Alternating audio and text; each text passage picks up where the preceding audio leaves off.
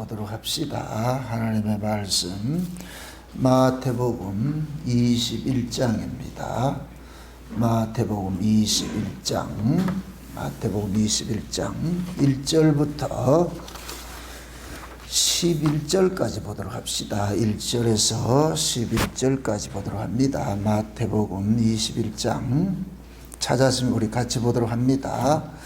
저희가 예루살렘에 가까이 와서 감람산 벳박에 이르렀을 때에 예수께서 두 제자를 보내시며 이르시되 너희 맞은편 마을로 가라.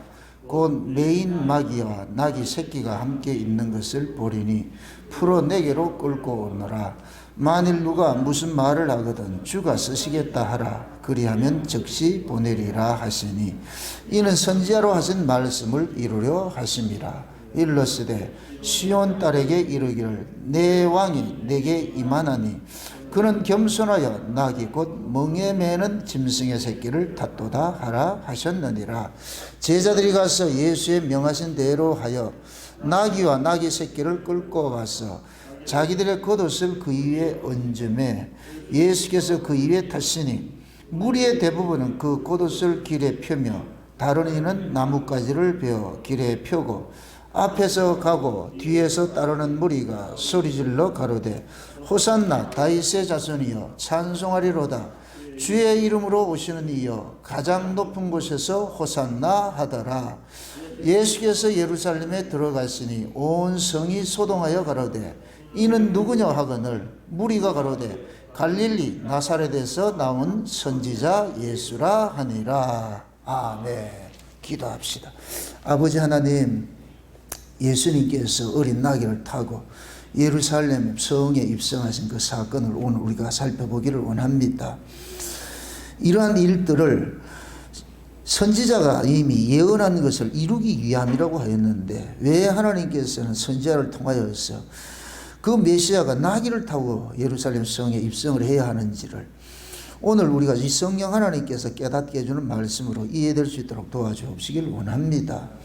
오늘 또 우리가 성령의 이 은사로서 깨달아지는 그런 말씀들이 우리 안에서 다름질할 수 있도록 도와주시길 원합니다. 그래 해서 어떤 말씀이든지 우리의 구원과 예수 그리스도의 그 십자가의 지심이 우리에게 놀라우신 그 능력으로만 날마다 나타날 수 있도록 도와주시길 원합니다. 우리에게는 오직 예수 그리스도의 십자가만이 능력으로 남게 하시고 자랑거리가 될 수 있도록 도와주시옵소서. 왜 예수님의 십자가만 자랑거리가 되어야 되는지를 오늘도 그 의미를 잘 깨닫게 하여 주셔서 오늘도 나귀 타신 그 예수님을 찬양하는 자리에 나아갈 수 있도록 도와주시옵소서. 감사를 드리고 그리스도 되신 예수님의 이름으로 기도합나이다. 아멘. 예수님께서 이 세상에 오신 것은 이 세상에서 왕노릇하고 이 세상의 정권을 잡고 이 세상에서 큰 자가 되기 위해서 오신 것이 아니고 지극히 작은 자가 돼서 버려진 자가 되어서 죽어서 왕이 되고자 하는 그 길을 예수님께서 걸어가셨습니다. 하나님께서 참 일하시는 것을 보면은 우리 인간들의 세계에서 이해한 것하고는 역설적으로 일을 하시잖아요. 하나님 나라의 왕은 이 땅에서 다 죽임을 당해요. 그럼 이렇게 한번 물어봅시다. 여러분들이 다 하나님 나라에서 왕 노릇하고 싶어요?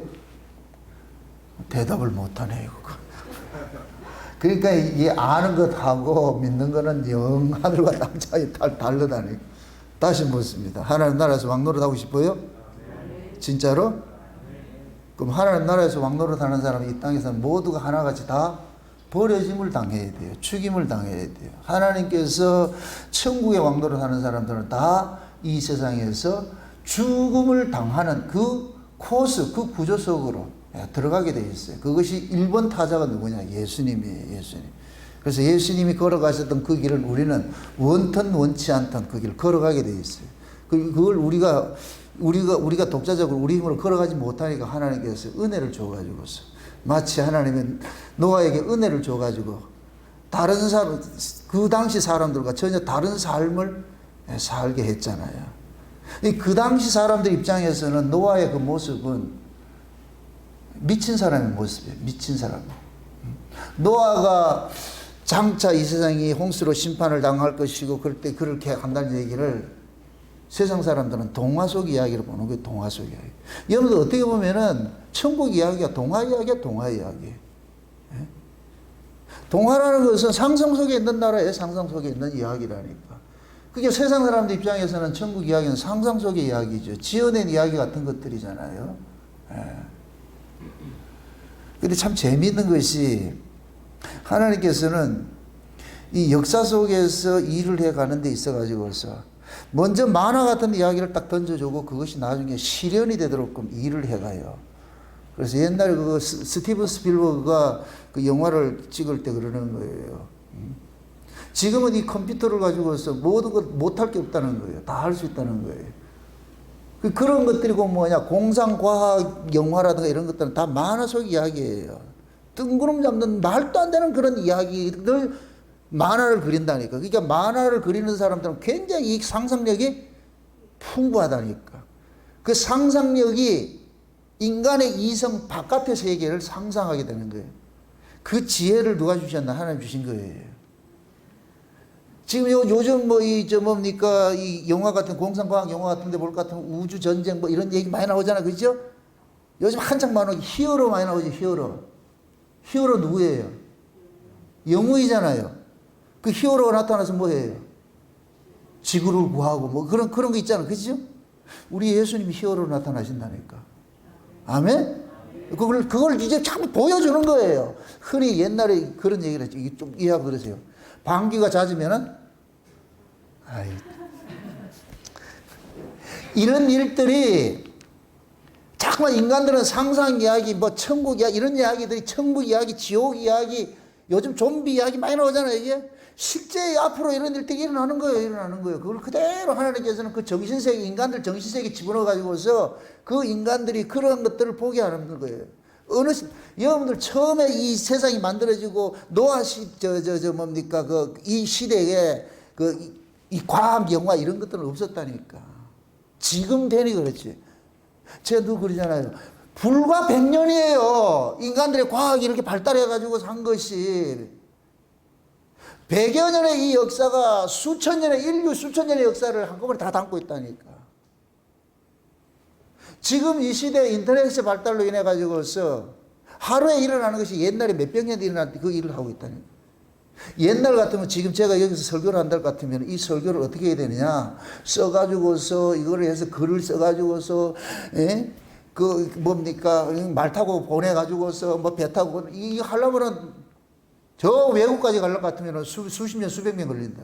근데 지금은 실시간으로 다 보죠. 실시간으로. 하나님이 이스라엘을 로마에게 식민지 생활 해놔놓고 로마가 온 세상으로 가는 소금길을 닦아놨잖아. 길을 닦아놨잖아요. 그죠? 나는 그거 EBS에서 그거 보고 그 길이 전부 소금길이라. 소금길. 로마가 길을 닦아놓은 곳이 소금길이라 그래. 나 깜짝 놀랐다니까. 그 소금길 위로 뭐가 가느냐? 복음이 달려가는 거예요. 이 소금 언약이 뭐예요? 복음이라니까. 창세의 언약이 소금 언약이고 소금 언약은 영원한 언약이란 말이죠. 하나님의 언약은 영원한 언약이고 영원한 언약이 창세전에 있었고 창세전 언약이 지금 이 시대에 확 풀려져 버리고 지금 풀려놓은 인간들이 문명으로 발달시켜놓은 이 인터넷이라는 매체를 통해서 지금 이 시대 실시간으로 창세전 언약이라는 이 복음이 지금 뭐하냐? 달려가고 있는 거예요. 아멘? 이게 시대가 그러니까 지금 주님 오실 때가 모든 이 시대가 보여주고 있는 거예요. 소리치고 있는 거예요. 날은 날에게 말하고 다른 날에게 말하고 들리는 소리가 없지만은 그러나 징조들을 보여주고 있단 말이죠. 이걸 본 사람들은 그 세계를 위해서 살아가는 것이고 만약에 노아가 홍수를 보지 못했을 것 같으면 방주 안 지어요. 보여줬기 때문에 짓는 거예요. 보여줬기 때문에. 예? 마찬가지예요. 저와 여러분들이 지금 우리가 예수를 믿는 것도 천국에 대해서 하나님께서 믿어지게 해준 것이 있기 때문에 이렇게 올인하고 믿는 것이지 세상 사람의 입장에 봤을 때 우리가 나중에 천국 간다고 이해할 것 같으면은 어리석다 그런다니. 어리석다고. 노아가 어리석게 살았듯이. 그게 신앙이라는 것은 어느 시대고 그 시대의 상식과 반하는 모습으로 항상 나타났단 말이죠. 이 자체가 고난인 거예요. 고난.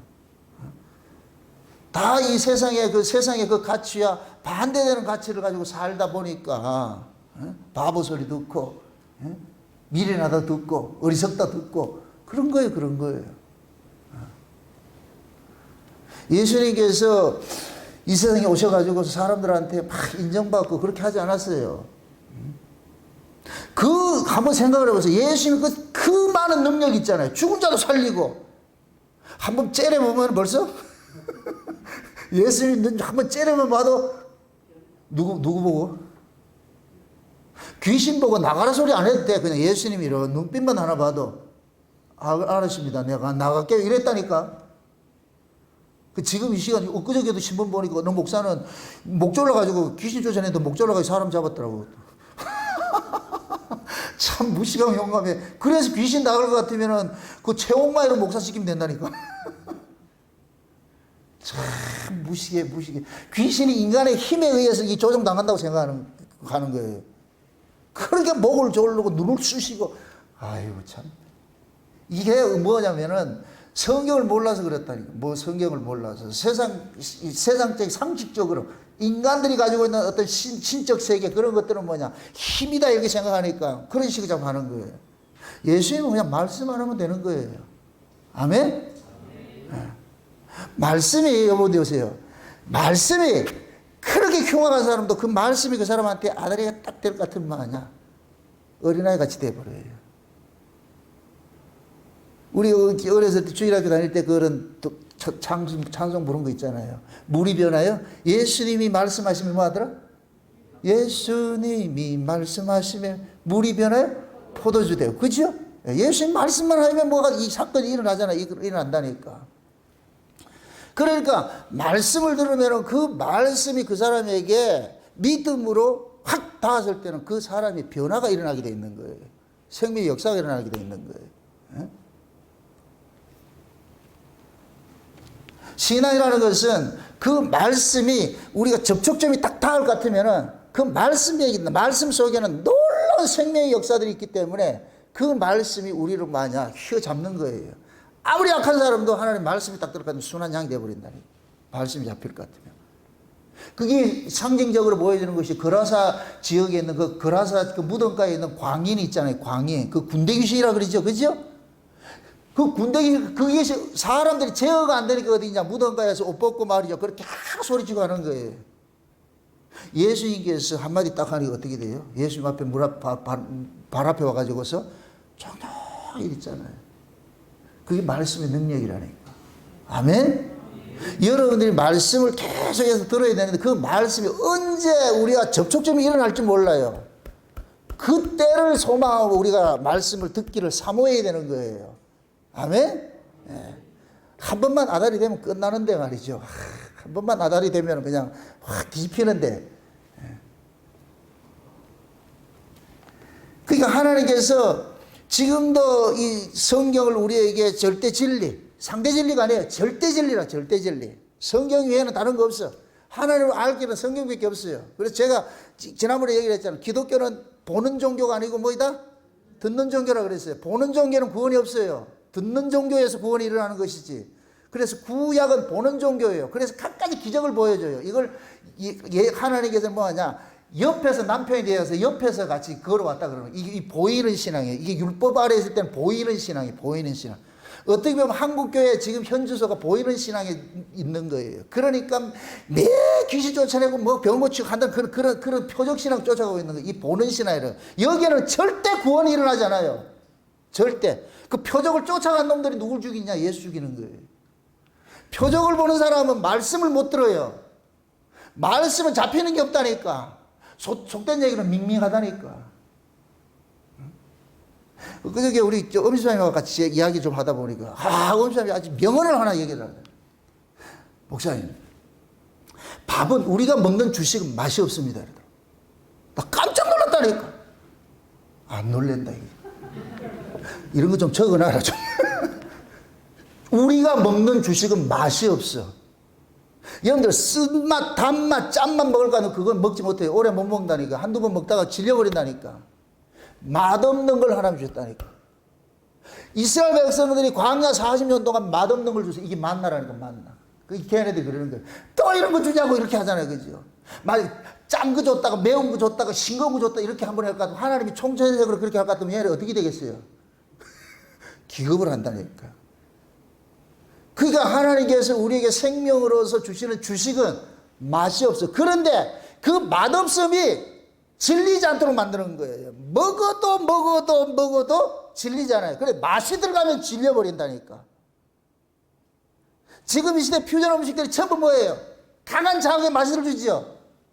외식도 여러분들이 뭐 아무리 밖에 밥이 맛있다 해도 집밥 이상 맛있는 게 없잖아요. 그죠?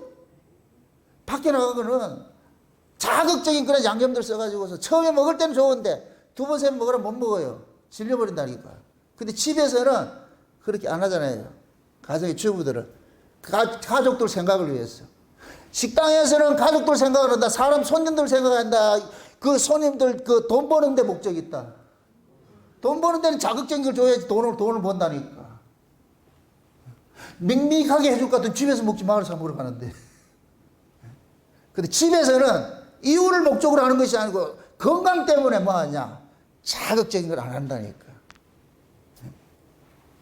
그래서 하나님이 우리에게 주신 말씀들도 자꾸만 여러분들 자극적인 걸 원하지 마세요. 늘 먹던 그 음식이 가장 좋듯이 이건 맛이 없는 거예요. 제 설교처럼 맛이 없어야 돼요. 팍 올라갔다 내려갔다 하면 되고 늘 하는 그 얘기인데 들으면 또 재미가 있어. 그 듣던 이야기인데도 또 새롭고. 그렇죠? 와가지고 맨날 새로운 거 해주세요. 그러지 말고 그거를. 그러니 하나님께서 자기 백성들에게 주신 그 위에 오토는 이 말씀들은 맛이 없는 것 같은데 그것이 곧 뭐냐? 우리를 뭐하냐? 그 맛을 떠나지 못하도록 하는 거예요. 그 맛에 길들여질 것 같으면. 예. 그래서 지금 하나님께서는 예수를 보내가지고서 자기 백성들을 이 세상 속에서 빼내는 이 일들을 하는데 그 빼내는 그 일들이 뭐냐? 이 세상에서 영웅혹을 만들어가지고서 뭐 멋지게 개선장군 되어가지고 하는 이런 게 아니에요. 그 화려한 모습이 아니고 지극히 미미하고 버려진 모습으로 어리석은 모습으로 그런 모습으로서 하나님께서 일을 하신다는 거예요. 자기 백성을. 오늘 우리가 이 살펴볼 이야기가 예수님께서 나귀 타고 예루살렘 성에 입성하는 거예요. 물어봅시다. 예루살렘 성이 뭐예요? 예루살렘 성이 뭐 하는 곳이에요? 하나님의 도성이죠. 우리가 장차 천국에 가는데 그 천국을 그래서 뭐라 그래요? 하늘 뭐라 그래요? 예루살렘이라고 그러죠. 새 예루살렘이라고 그러죠. 새 예루살렘. 그렇죠? 그러니까 하늘에 있는 새 예루살렘을 본딴 것이 예루살렘이라니까. 구약, 이스라엘의 예루살렘이라니까. 그래서 구약의 그 예루살렘은 뭐냐? 해발 800m 고지에 있다니까. 이렇게 밑에서 보면 하늘에 있다니까. 하늘 도시에 하늘 도시. 상징적으로 보여주는 거예요. 그게 백성들은 전부 어디에 사느냐? 산 아래 사는 거예요. 꼭 시내산하고 똑같이 해놨어요. 이 왜 이런 식으로 해놨겠어요? 이 전부 시청각 교제예요, 시청각 교제. 그러니까 백성들은 산 아래, 800m 아래에서 이렇게 살아가는 백성들이 성전에서 제사장들이 안식일이나 뭐 이럴 때 될 것 같으면 나팔 부는 거예요. 그럼 이 나팔 소리가 온 사방으로 흘러 퍼지는 거예요. 그 소리 듣고서 백성들은 뭐냐? 그 나팔 소리를 정확히 기억을 해야 돼요. 저 소리가 모이라는 소리인지, 도망가라는 소리인지, 예배하라는 소리인지, 오라는 소리인지, 가라는 소리인지, 자라는 소리인지, 깨라는 소리인지, 정확히 기억해야 되는 거예요. 그래서 제사장들은 때가 되면 거기서 부는 거예요. 나팔 부는 거예요. 나팔 불어줄 것 같으면. 산 아래에 있는 백성들은 그 소리를 듣는 거예요. 그 하나님이 예루살렘을 그 위에 만들었는데 예수님께서 평지에서 일을 하시다 지금 어디로 가느냐? 그 예루살렘 올라가는 거예요, 지금. 거기 지금 뭐 타고 올라간다? 나귀 타고 올라가는 거예요. 나귀 타고. 우리가 생각을 했을 때는 거기를 타고 올라갈 것 같으면 백마 타고 올라가야 돼요. 정복자, 이런 왕들은 타는 것이 뭐예요? 말이죠. 말을 타고 다닌단 말이에요. 왕들은 세상에 권력 있는 사람, 힘 있는 사람은 말을 타지, 나귀를 타잖아요.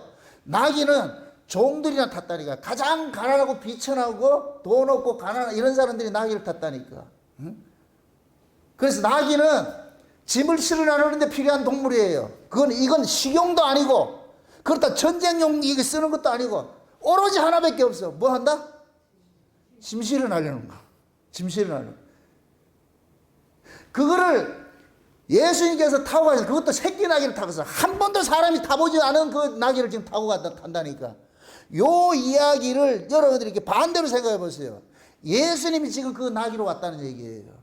예수님이 왜 오셨느냐?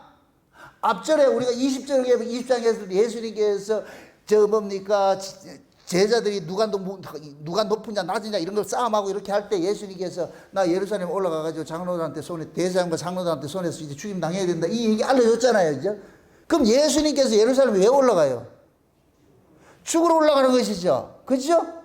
근데 이 제자들은 안다 모른다. 모르고 있는 거예요. 그럼 예수님이 왜 예루살렘에 올라가 죽는 거예요? 우리의 죄를 대신 짊어지고 이걸 대속제물이라 그런다니까. 아멘? 그래서 예수님이 나귀가 되셔가지고서 친히 나귀가 되셔가지고서 우리의 죄의 짐을 몽땅 짊어지고 어디 가느냐? 터벅터벅 올라가는 거예요. 그리로. 이게 나귀 새끼 타고 예루살렘 성을 입성하는 그 예수님이 담고 있는 모습, 그 그림 속에 담겨 있는 영적 의미라니까. 아멘? 그게 참 재밌죠? 그런데 예수님께서 나귀를 타고 올라가니까 예루살렘에 들어가니까 예루살렘에 있는 그 모든 성민들이 일어나가지고서 전부 환호하는 거예요. 호산나 다윗의 자손이여, 찬송하리라다 그러면서 주의 이름으로 오시는 이여 막 환영하라. 이게 뭐냐면은 이스라엘의 왕이 왔다는 거예요. 이스라엘의 왕이 왔다는. 이제 유대인의 왕이다. 이분이 우리의 왕이구나. 호산나라는 이야기는 주여 우리를 구원하소서 이 뜻이에요. 그러니까 호산나 다윗의 자손의 이 얘기는 당신이 우리를 구원하러 오신 다윗 왕권의 실체를 오신 분이 다윗의 그 후손으로 오신 분입니다. 이 고백을 지금 여기 이 백성들이 하는 거예요. 근데 한번 잘 생각해 보세요. 지금 이러한 이 고백은 백성들이 스스로 자발적으로 한 고백이 아니에요. 원래 이 백성들이 예수님이 왕이라는 것을 진짜 고백을 했을 것 같으면 요단강 세례받을 때 고백해야 된다니까. 그때 예수님께서 하늘이 열려가지고 세례받을 때 하늘이 열려가지고 이내 사랑하는 아들이 했을 것 같으면 백성들은 어떻게 해야 돼요? 우리 왕이요 이렇게 해야 되는데 그때 그렇게 했다 안 했다? 안 했어요. 근데 지금 이 예루살렘에 이제 예수님께서 입성을 하니까 그러고 예수님께서 예루살렘 성 한두 번 간 게 아니라니까 매년 갔으니까. 그런데 그때는 아무렇지 않다가 지금 예수님이 이 십자가를 치러 가기 위해 가지고서 마지막 유월절을 지키기 위해서 올라가는 거예요. 거기 가는 거예요. 그러니까 하나님께서 모든 백성들에게 하나님의 신이 확 이렇게 뭐냐 체면을 걸어가지고 쉬운 얘기로 그렇게 하니까 백성들이 전부 다 뭐하냐 예수를 뭐하냐 이스라엘 왕으로 영접을 하는 거예요. 받는 거예요. 받는다니까. 그러면 예수님께서 그 예루살렘에 왜 들어갔느냐? 자기 백성들을 구원하러 들어가는 거예요. 그러니까 이 예루살렘 백성들은 지금 자기들이 호산나 다윗의 자손이여 우리를 구원해 주소서 하는 이야기는 자기들이 지금 어디에 가둬져 있다는 것을 자기들도 모르고 지금 뭐 하냐 고백하고 있는 거예요. 우리 지금 가둬져 있는데 우리 해방 좀 시켜주세요 이 소리예요. 당신이 우리의 구원자입니다. 당신이 하나님이 보낸 그 구원자입니다. 그래서 우리를 구원해 주세요. 이 집단 체면이 걸려가지고 이거 누가 그랬다? 하나님 그랬죠. 그죠? 여기 오세요. 하나님께서 예수 그리스도를 알아보게 하는 것도 하나님이 성신으로만 알아보게 하는 것이지 인간의 능력으로는 절대 알아보지 못해요. 여러분들 신앙생활을 우리 힘으로 한다고 생각하지 마세요. 우리 힘으로는 절대 신앙생활을 하지 못해요. 하나님이 하게 해줘야 한다니까. 학개서에 보면은 학개서 1장에 볼 것 같으면은 그 학개서가 뭐냐면은 바벨론 포로에서 돌아와 가지고서 예루살렘 성을 짓는 거예요. 성전 짓는 이야기가 학개서예요. 근데 하나님께서 그 성전을 지을 때 학개서를 볼 것 같으면 하나님의 백성들의 마음을 흥분시켜 가지고 성전을 짓는다 그런다니까. 흥분시켜서. 그럼 하나님이 백성들의 마음을 흥분시켜서 성전을 지었다 할 것 같으면 그 백성들이 지은 거예요? 하나님이 지은 거예요? 하나님이 짓는 것이죠. 아멘? 지금 이 군중들이 예수님을 호산나 다윗의 자손이여 우리를 구원하러 오신 주 당신은 구세주입니다. 이 고백이 자기들 고백이 아니에요. 하나님이 그들 속에 고백한 거예요. 아멘? 그래서 예수님께서 예루살렘에 올라가셔가지고서 그 예수를 구주로 고백하는 이들의 이 죄를 몽땅 짊어지고 십자가에서 죽는 거예요. 아멘? 참, 이것을 하나님께서 이 일하심을 보면은 참 소름이 끼치는데, 지금 이 백성들이 전부 예수 그리스도를 구주라 영접을 했어요. 이건 자기들이 한 것이 아니고 하나님께서 그들의 마음을 흥분시켜가지고서 저분이 바로 우리 메시아다, 이거 고백한 거예요. 고백했단 말이죠. 그럼 예수님께서 메시아가 되는 것은 누구의 메시아가 되냐? 자기 백성들의 메시아가 되어야 되잖아요. 그죠? 그럼 자기 백성들, 예수님의 자기 백성들은 어떤 자들이냐? 예수님의 죽으심을 통하여서 죄 사함을 받는 자들이 예수님의 자기 백성인 거예요. 아멘? 그래서 하나님께서 성신을 부어서 이 예수를 호산나 다윗의 자손이여 이렇게 고백한 그들을 즉시로 이 고백이 끝나고 얼마 지나지 않아가 예수님을 이 사람들이 다 죽여버린다니까. 이 백성들이 데모를 해가지고서. 조금 전에는 지금 뭐 했다? 전부 예수를 뭐로 영접했다?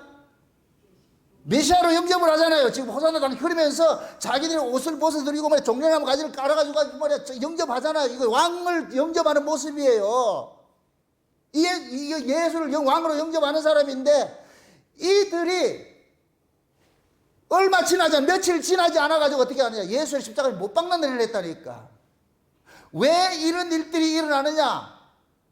예수는 자기 백성들의 죄를 짊어지기 위해서 이 땅에 오신 거예요. 아멘? 그래서 하나님께서 예수를 그리스도로 영접한 사람, 메시아로 영접한 그 백성들을 다시 예수 그리스도를 죽이는 죄 아래 가두는 일을 하는 거예요. 이들이 예수를 죽였을 때에 하나님께서 그들을 용서해 주는 방식으로, 예수님의 피 흘리심으로 용서해 주는 방식으로 해가지고서 예수님의 백성을 만들어낸다니까. 아멘? 창세기 언약의 내용이 뭐예요? 하나님께서 그리스도 예수 안에서 자기 백성 만드는 거잖아요. 그래서 예수님께서 십자가의 피 흘리심으로 인하여서 죄사함을 받는 무리들이 일어나는데, 요 죄사함을 받는 그 무리들이 곧 누구냐? 하나님의 아들들이라 칭한단 말이죠. 아멘? 그럼 그들의 그 죄가 무슨 죄가 되느냐? 하나님 앞에 하나님을 반역한 죄들로 드러나야 되는 거예요. 그래서 예수님께서 예루살렘 성에 입성할 때에 모두가 집단 체면에 빠져가지고 예수를 호산나 다윗의 자손이라 불러놔 놓고 그 다음에 이놈들이 예수를 죽이는 구조 속으로 확 뒤집어 씌우는 거예요. 이럴 때 뭐가 되냐? 죄가 되는 거예요. 아멘? 이렇게 예수를 죽인 그 죄 아래 가두은 자를 예수님께서 용서해 준다니까. 그래, 제가 그런 표현을 쓰는 거예요. 천국은 누가 아느냐? 내가 예수를 죽인 자라는 걸 아는 사람이 간다 그러는 거예요. 아멘? 누가 구원받느냐? 내가 예수를 죽인 사람이라는 걸 아는 사람이 구원받는 거예요. 그럼 내가 예수를 죽인 사람이라는 것을 어떻게 우리가 알 수가 있느냐? 하나님께서 성령을 부어주실 것 같으면은, 저 예수가 내 죄 때문에 죽었네, 이게 깨달아진다니까. 이게 믿어진다니까. 그럼 예수님이 내 죄 때문에 죽으셨다는 것이 깨달아지는 사람, 이 사람은 내가 예수를 죽인 사람이 돼버리는 거예요. 이해되죠? 그런 사람에게 구원이 주고, 요렇게 구원된 자들이 그 나라에 가가지고 세세토록 어린 양에게 뭐냐? 찬양 돌리는 거예요. 그래서 하나님께서 자기 백성들을 예수 그리스도 안에 복속시키기 위해서 구주로 영접하는 그 과정과 예수님을 팔아버리는 그 과정이 동시적으로 일어나게 만든 거예요. 아멘?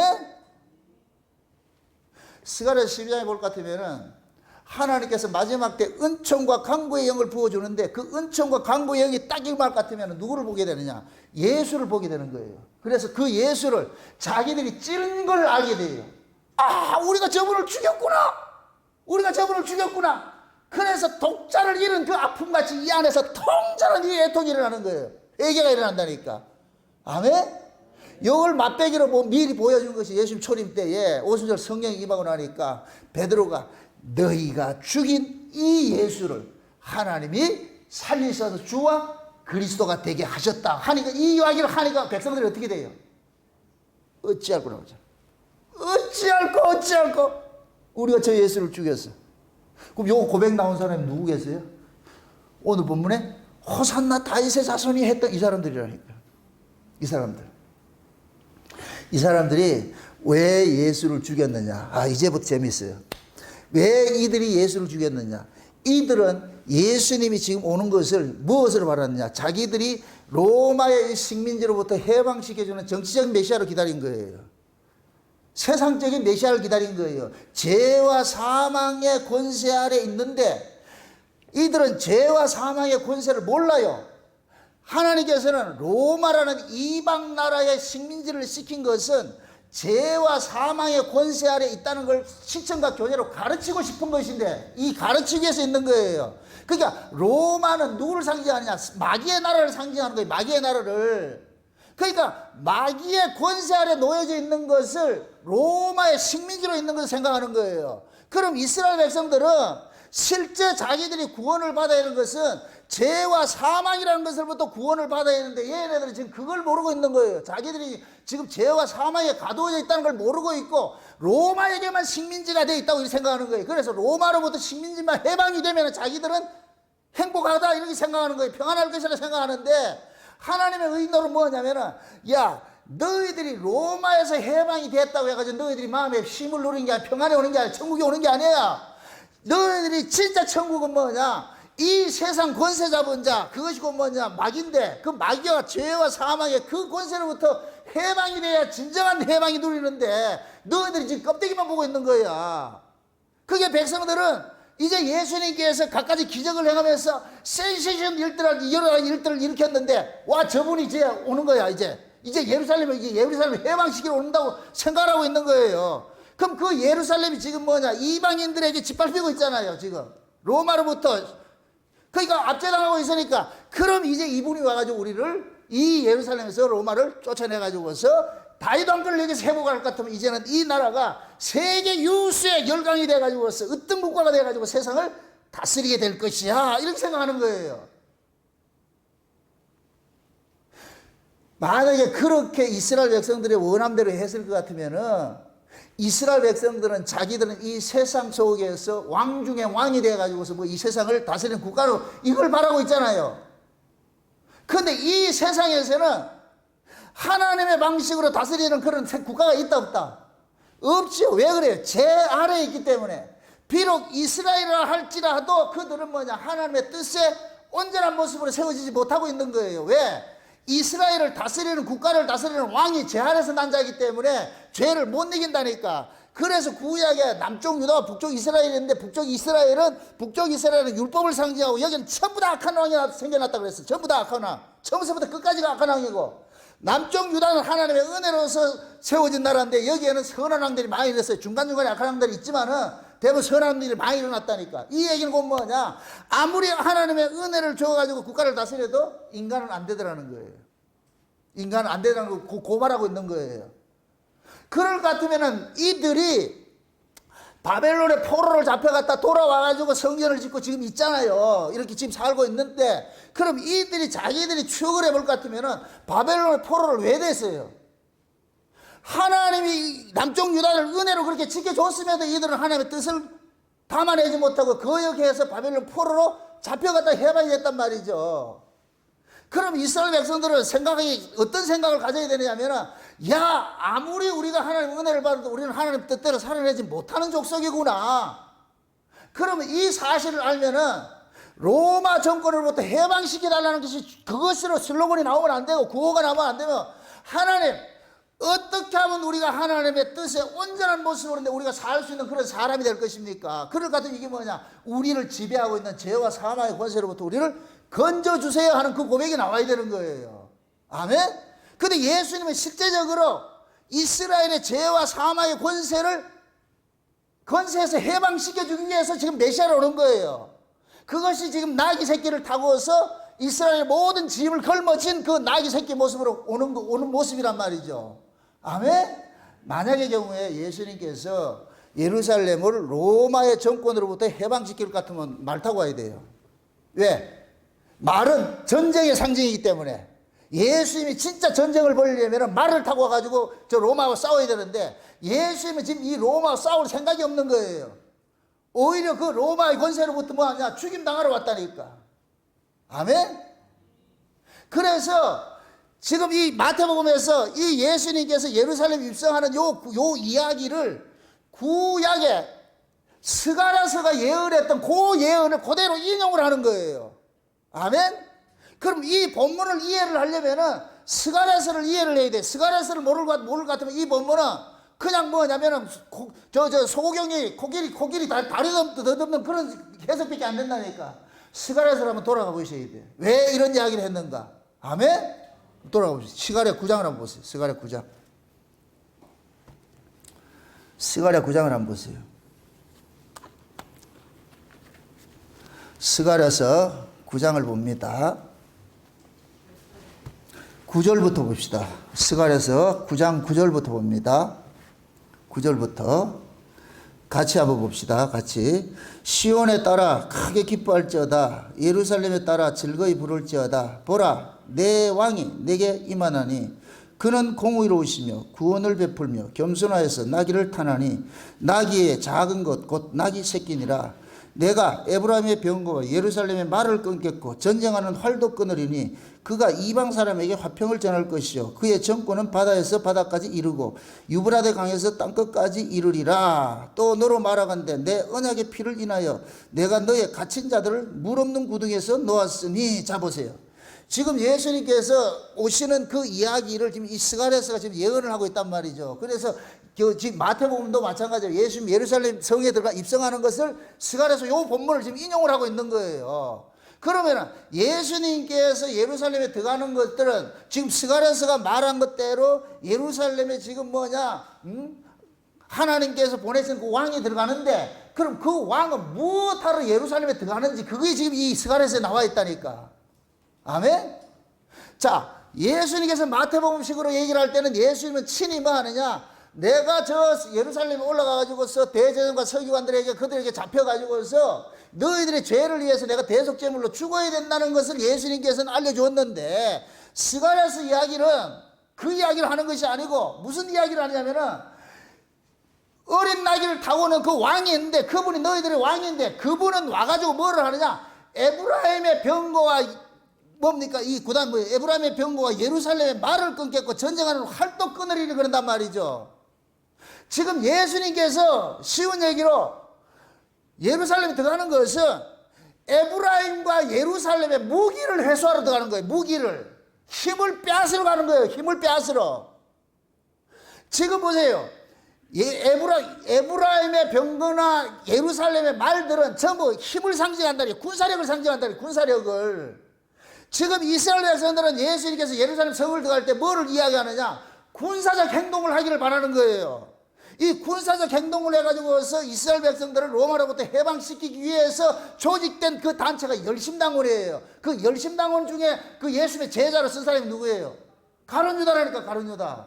그래서 가룟 유다는 예수님을 민중봉기를 일으켜가지고서 로마를 무찌르는 데 목적이 있는 거예요. 그 가룟 유다는 계속해서 예수님을 정치적으로 이용을 하려고 그러는 거예요. 정치적으로.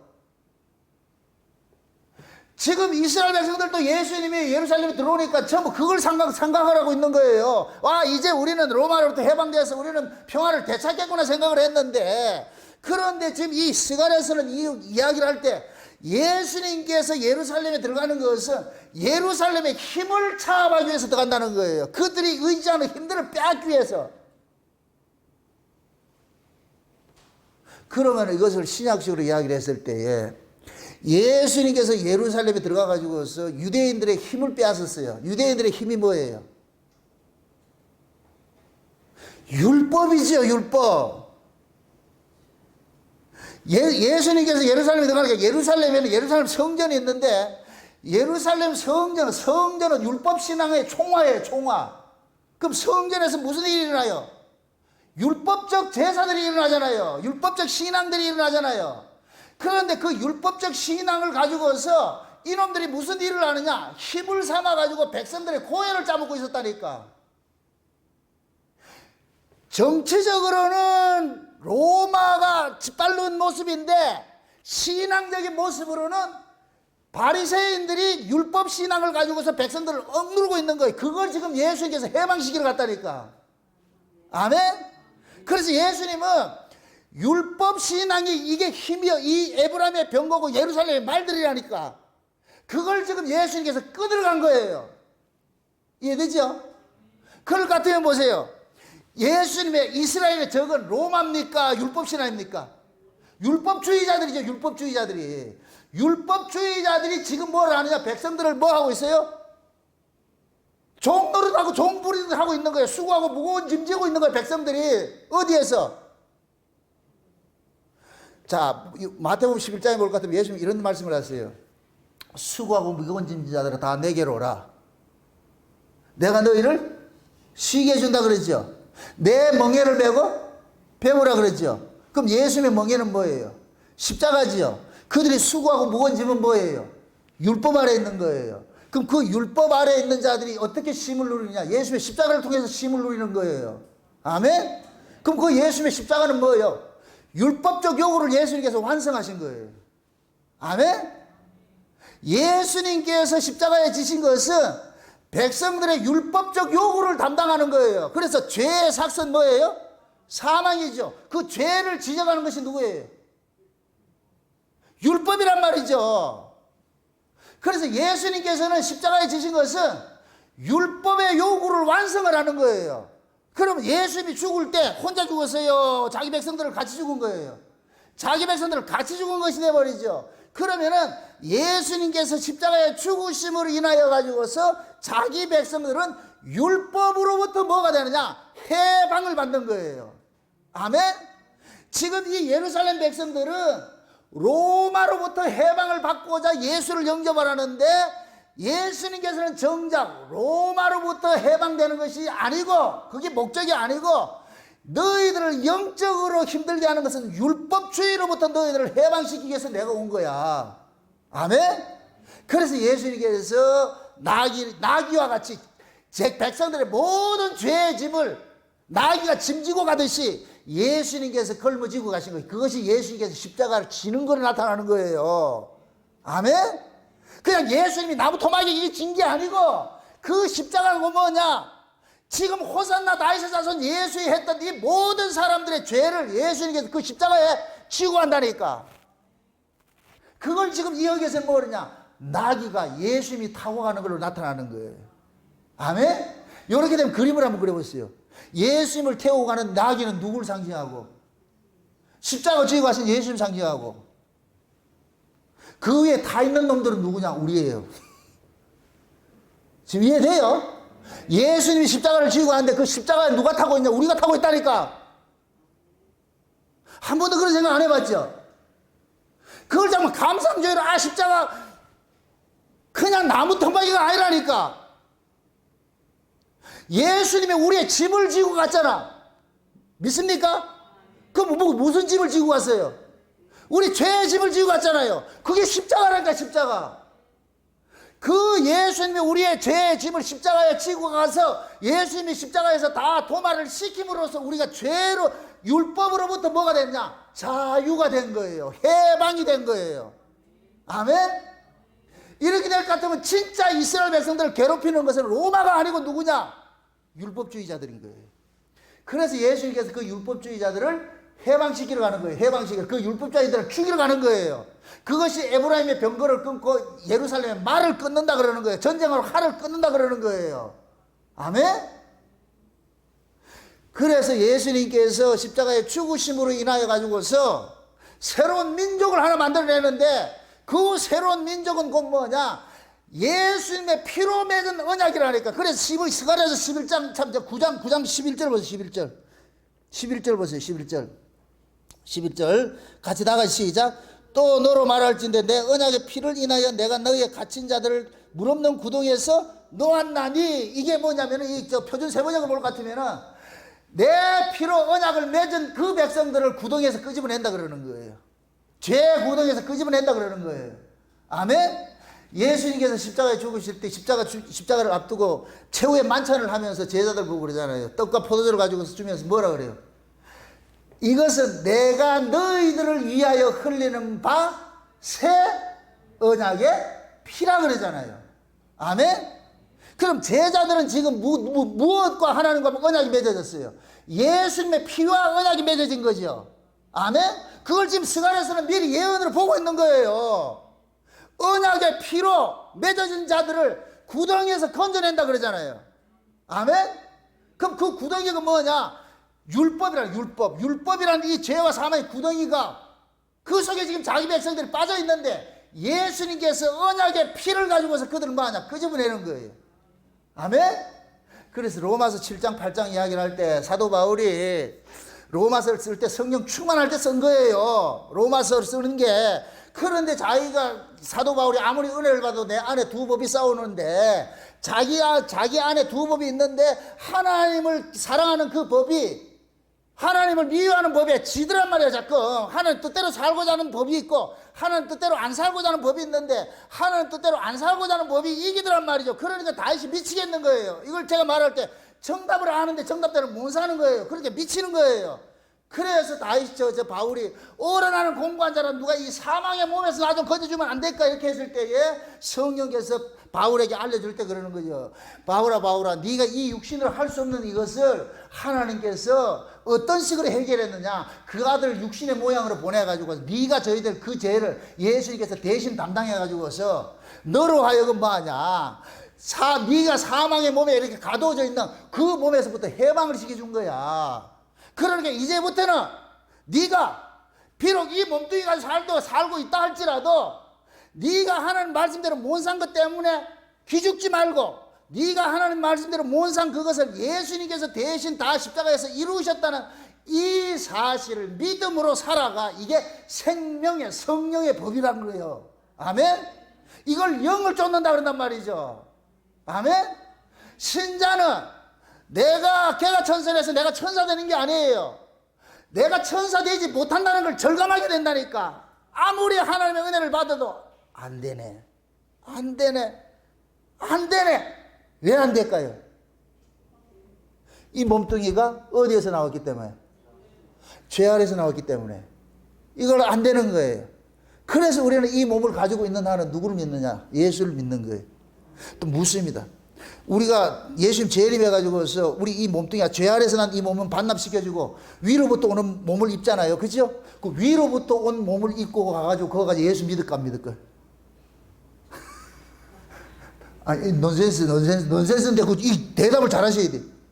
천국에 가서 우리가 예수를 믿어요? 예수는 여기서 믿는 거예요. 아멘? 천국에 가면은 예수님과 신부로 사는 것이지, 거기서 주여 믿는 게 아니고, 예수는 어디서 믿느냐? 죄 아래서 난 몸을 가지고 있을 때만 예수 믿는 거예요. 아멘? 그래서 그러면 우리가 이 몸뚱이를 가지고 있는 한은 날마다 우리는 예수를 떠난다, 못 떠난다? 못 떠나지요. 그럼 우리는 이 몸뚱이를 가지고 있는 한은 예수님께서 십자가에서 우리의 죄를 다 도말해서 우리가 받아야 될 그 죄의 저주를 예수님이 다 받으셔서, 그럼 우리는 예수님 십자가를 볼 때마다 주여, 나 같은 죄인이 예수님의 십자가 피 흘리심 때문에 내가 살고 있습니다. 예수님의 그 피 흘리심이 나로 지금 살게 하고 있습니다. 주여 감사합니다. 요걸 먹으라 그러냐? 새 언약으로 산다 그러는 거예요. 새 언약으로. 아멘? 그럼 신앙은 뭐냐? 예수님의 피 흘리심으로 인해서 내가 사는 것을 고백하는 거예요. 고백하는 거. 아멘? 근데 지금 이 시대에 요 예수의 피를 딱 가리는 놈들이 누구냐? 인본주의 성화주의자래요.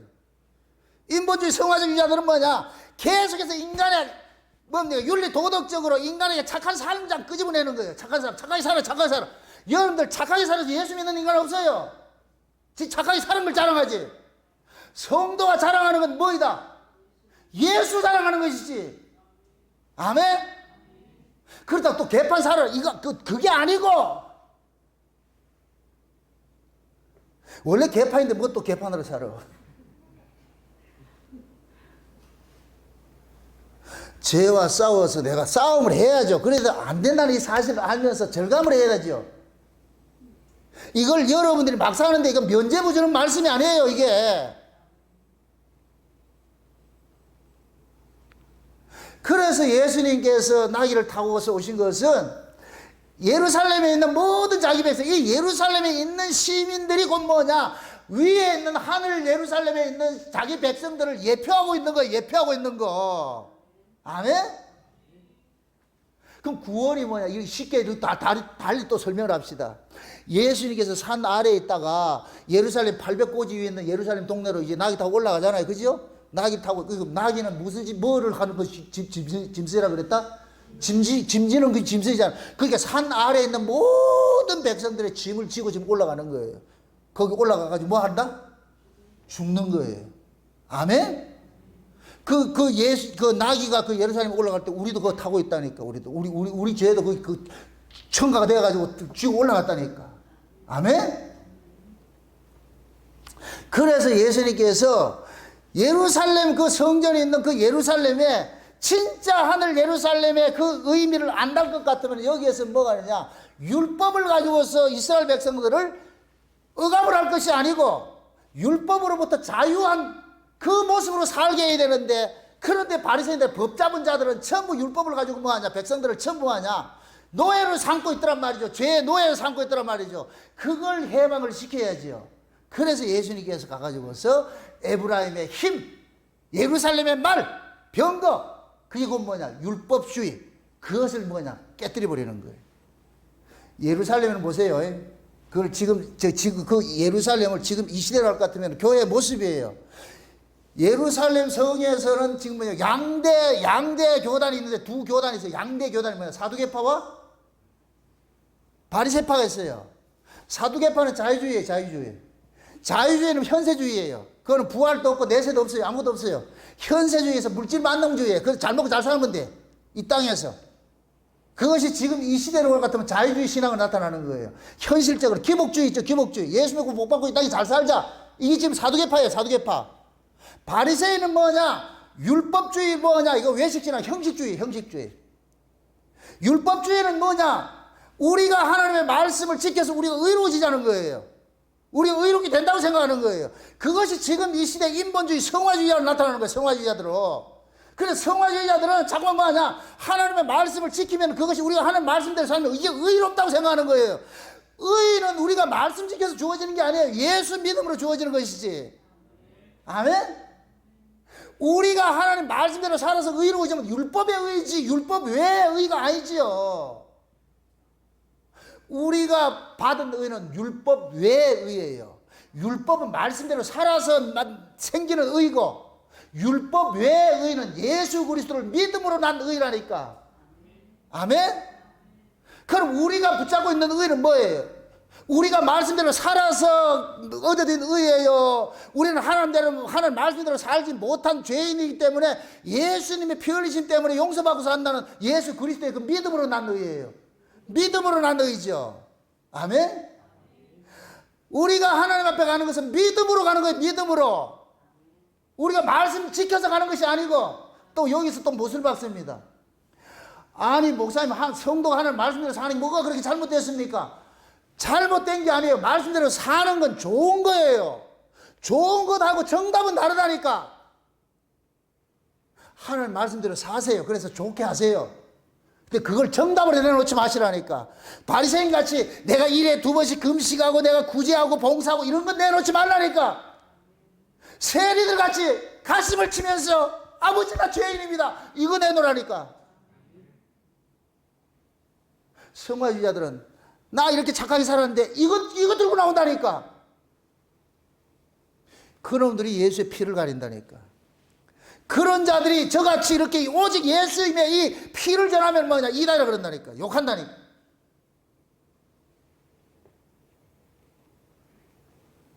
결국 뭐냐? 예수의 의와 인간의 의가 부딪힐 것 같으면은, 인간의 의는 인간의 의를 남기기 위해서 예수를 죽이는 거예요. 이게 세상이라니까. 죄 아래 있는 구조의 모습이라니까.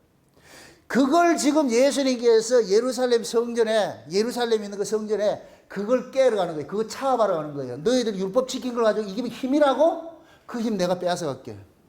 그 힘 내가 뺏어갈게. 결국 그들이 가지고 있던 그 힘이 예수를 죽이는 것으로 나타나는 거예요. 하나님을 대적하는 걸 나타나는 거예요. 그 모습을 가장 잘 리얼하게 보여줬던 사람이 사울이라니까.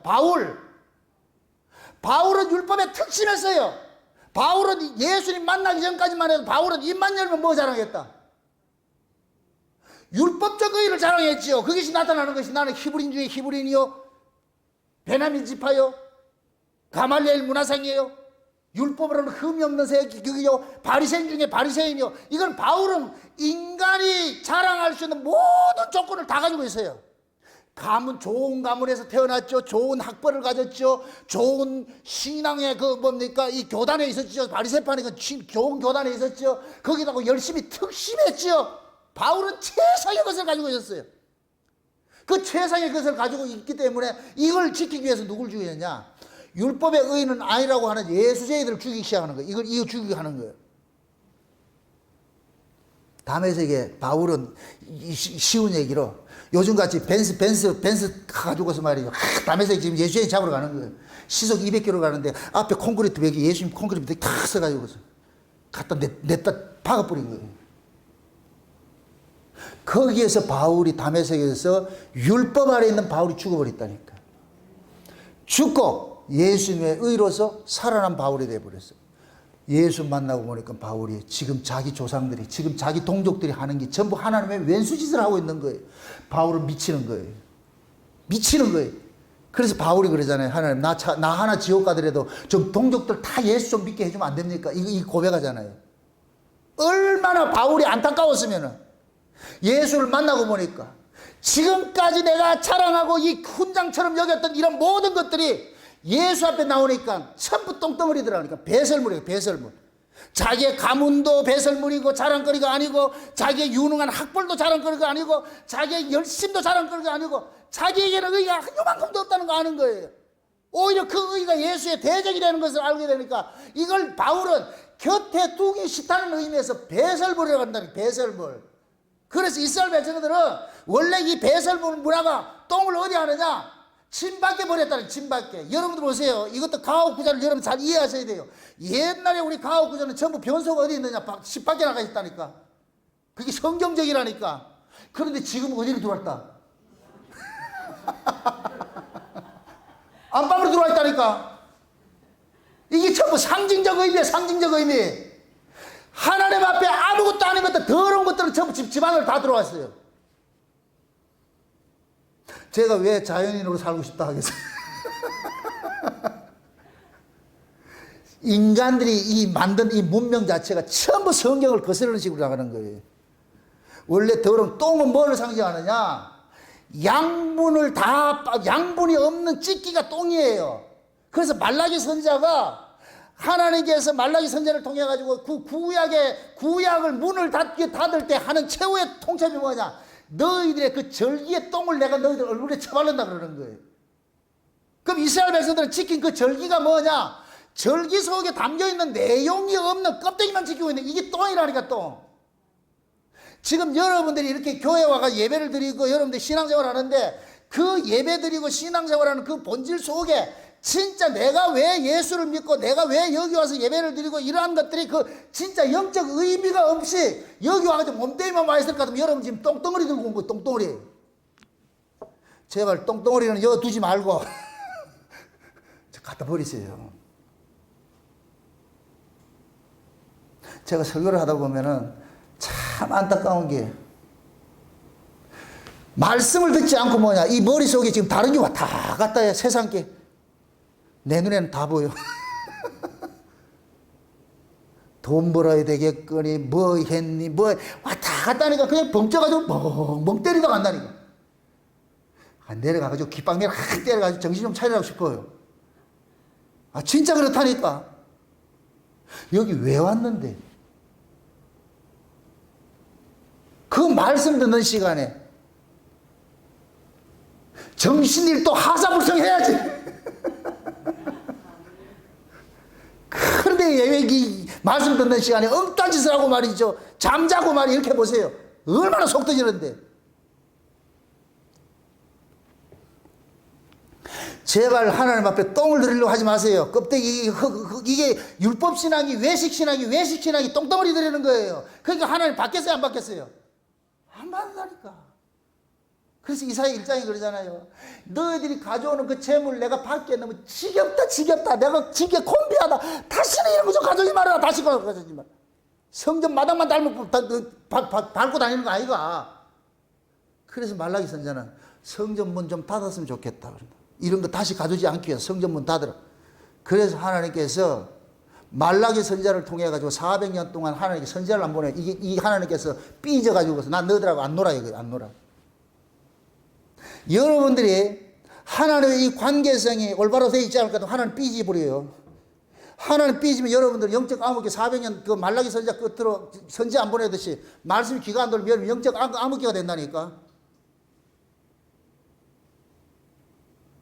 앞으로 한번 그렇게 한번 해봐야 되겠어. 잠자는 자가 뒷구멍에다 손가락 넣어가지고 에바다 외치든지 그만큼 절박해요.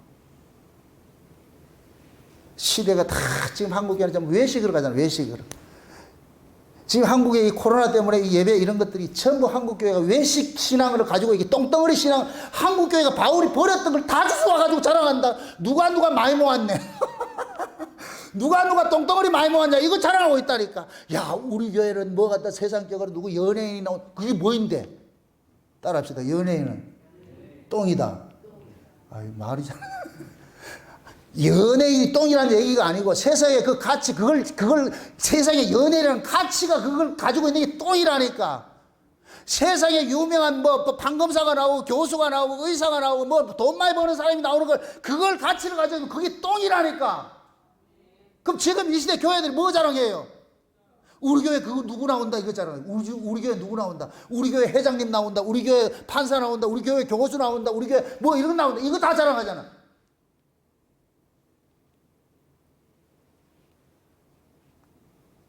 거기에 어디 저 베트남에서 와가지고서 아브람처럼 부르심을 입고 와가지고서 예수 하나만 신랑 믿고 사는 은재이를 자랑하는 데가 어디 있냐고. 목양교회밖에 없지. 아이고 세상에 주여.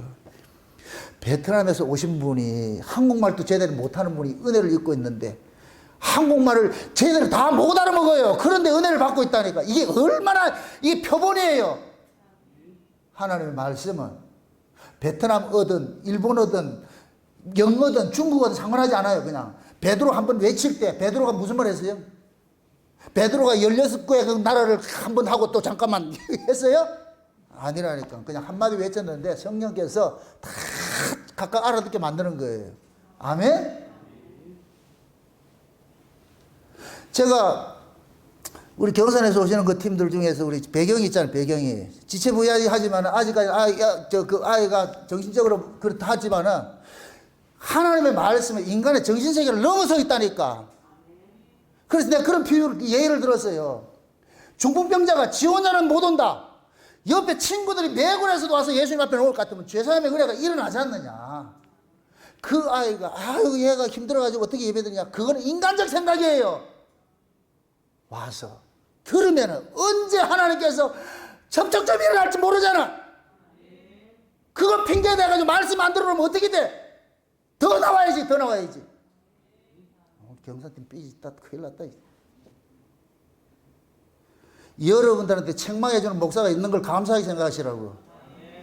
입 바른 소리에서 알랑거려가지고서 말이야 뭐 하나 이렇게 빼내고 그렇게 하는 목사니까 여러분 저주해. 바른 소리 해주는 목사가 있을 때 감사하시라고.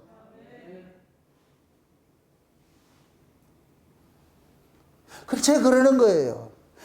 남녀노소 인간의 어떤 그 조건 가지고서 저 사람이 말씀 듣느냐 못 듣느냐 그 생각하지 마세요. 성경의 기록에 임신 6개월짜리가 하는 말씀 듣는다?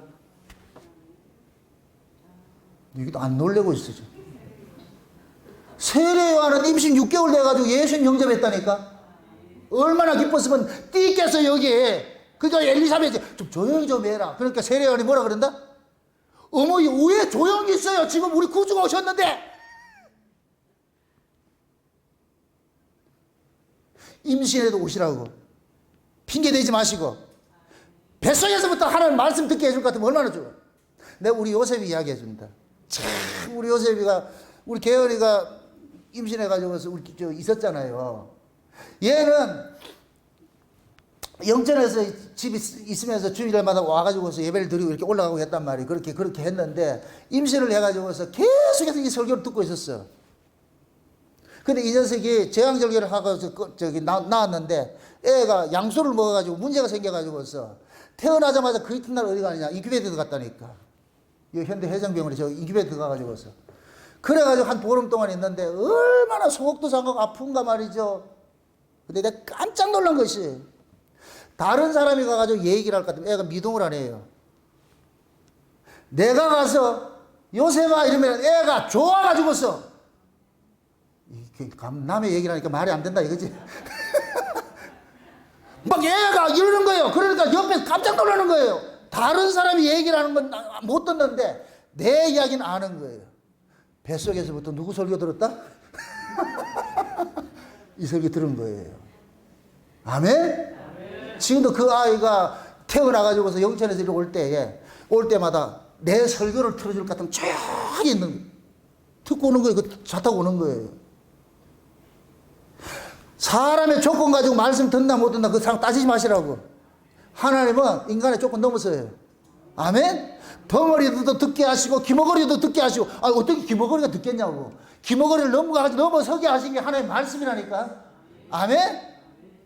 아이래서 못 듣고 하지 마시라. 그래서 내가 우리 강아지 시간마다 교회 내려나오라 그러는데 무슨 근거로 지금 안 데려나오는지 몰라 지금. 지금 우리 소연이 보세요 지금. 한 번도 안 빠지잖아. 한 번도 안 빠지잖아. 학교에서 방 가고 그거 남아서 공부하고 가라 그러니까 수요일 예배 드리러 가야 된다고 이렇게 한 사람인데 또 이해하고 들으세요. 수학 35점 받아도 저렇게 당당한데. 참고로 만점이 50점이야. 그럼 많이 받았지 뭐. 얼마나 예뻐요. 아까도 여기 왔는데 이 열제로 왔을 때 한참 내가 얘기를 했거든. 다른 애들은 전부 세상 가치를 쫓아가지만 너는 믿음의 딸 아이가. 믿음의 딸이니까 쟤네들 같이 쫓아가지 말고 걔네들 하는 행동 쫓아가지 말고 신자는 신자로서 해야 될 그 뜻이 있으니까. 걔들이 어리석게 보일 수도 있다. 네가 유행 따라가지 못할 것 같으면 그래도 그거 감수하고 예수 믿는 죄다 생각하고 그렇게 다른 모습으로 살아야지. 그래서 아멘하고 나왔다니까.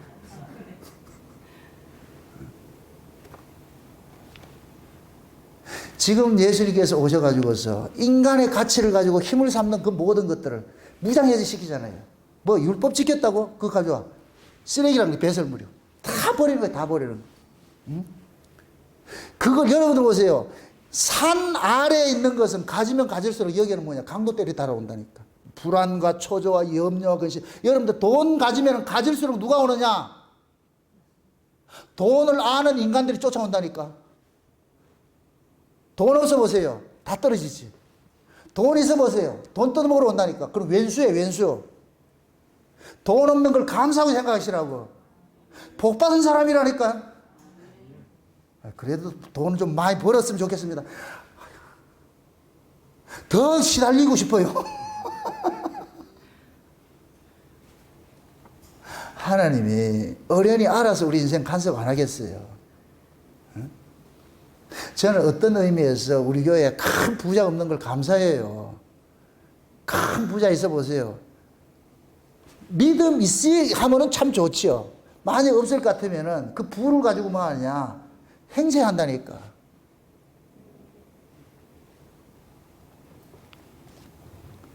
여러분들이 하나님 앞에 나올 때에 그러니까 하나님은 인간적 조건을 안 본다 그러잖아요.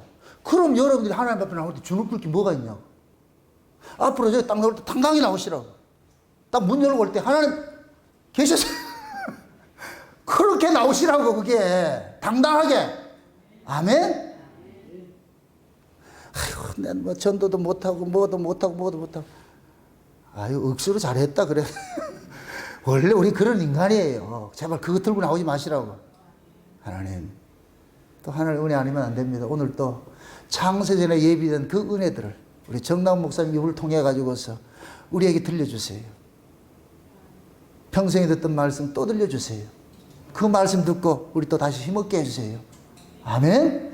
그래서 오면은 교회 다 문 열고 들어올 것 같으면은 먼저 커피 타 먹으러 가지 말고 다 와서 앉아가지고 단 5분이라도 앉아서 오늘 예배를 위해서 하나님 오늘 또 이 교회가 천국잔치 벌어지게 해주시고 특별히 저를 위해서 성령의 감동이 힘있게 해가지고서 오늘 증거되는 그 말씀 속에서 하나님께서 그 말씀의 능력이 나타나가지고서 우리 안에 잘못된 것들이 쓴뿌리들이 다 제거되고 말이야. 제거될 것 제거되게 하시고 새길 것 새기게 하셔서 내가 먼저 살아나게 하시고 우리 교회 모두가 살아나게 해서 여기가 천국과 제게 해주세요. 오늘 좀 주님 만나고 사도 요한 말하거든 태초에부터 생명의 말씀에 관하여 우리가 눈으로 본 바에 귀로 들은 바에 손으로 만져봤듯이 오늘 그런 시간이 오늘 이 자리에 일어나게 해주세요. 그렇게 기도하시고 그리고 커피 맛을 가도 충분한데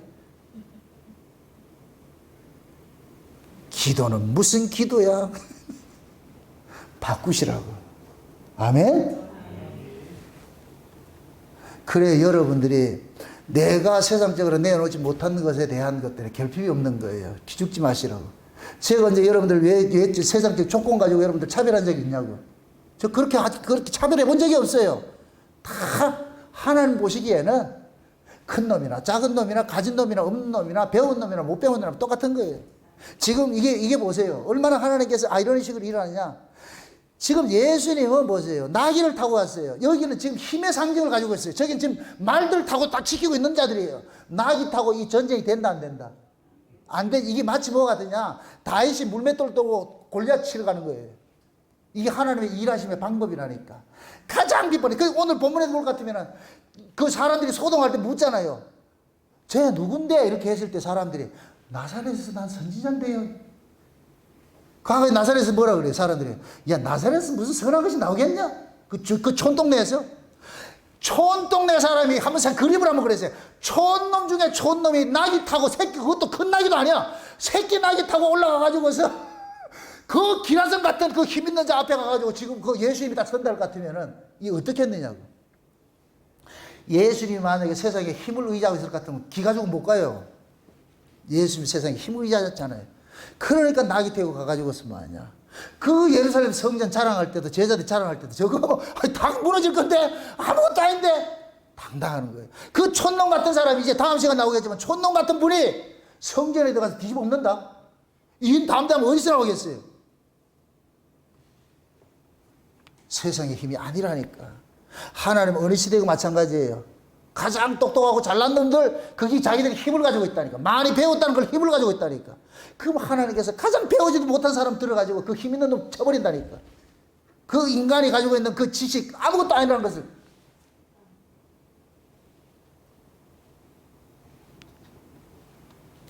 지금 설교도 마찬가지예요. 많이 배우고 히브리 헬라어 원어하고 이렇게 해도 거기에서 능력이 나타나지 않아요. 그냥 나귀 타신 예수님이 이게 능력이 나타나지. 지금 상징적으로 보시라고. 예루살렘 성에 서기관과 율법사는 전부 헬라어 박사, 히브리어 박사들이에요. 거기에 난다긴다는 신학 박사 몇 개씩 가지고 있는 놈들이 그거 다 있다니까. 근데 예수님은 신학이 나왔다 안 나왔다? 가가지고 그러는 거예요. 너희들 배운 거 그게 뭔 소용이 있냐. 하나님을 모르는데 아무리 많이 배우면 뭐하냐.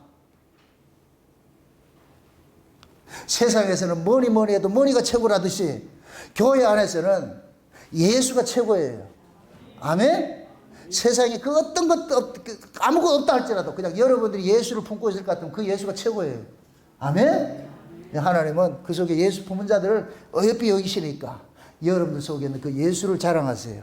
아멘? 절대 기죽지 마시고 내가 만난 그 예수 여러분들이 베드로처럼 내게 있는 것으로 내게 주노니 하듯이 여러분 속에 있는 그 예수를 다른 사람 세상 것 자랑하는 힘 있는 자랑하는 사람한테 다 내놓으셔가지고 그거 아니거든. 그 예수로 세상의 힘을 이기시기를 주의 이름으로 축원드립니다.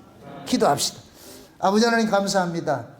하나님께서 우리에게 주신 것은 힘이 세상의 힘이 아니고 위로부터 오는 예수 그리스도라는 그 힘을 우리가 가지고 있음을 우리가 이 시간 우리가 알았습니다. 참 감사를 드립니다. 아버지 하나님, 우리가 자랑할 것은 세상의 것이 아니라 예수만 자랑할 수 있는 그러한 신앙의 자리를 설 수 있도록 도와주시옵소서. 우리 목양교회가 자랑할 수 있는 것은 오직 예수, 창세전 언약만 자랑할 수 있도록 도와주시옵소서.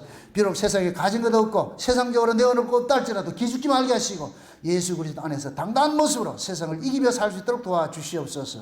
예수님의 이름으로 기도합나이다. 아멘.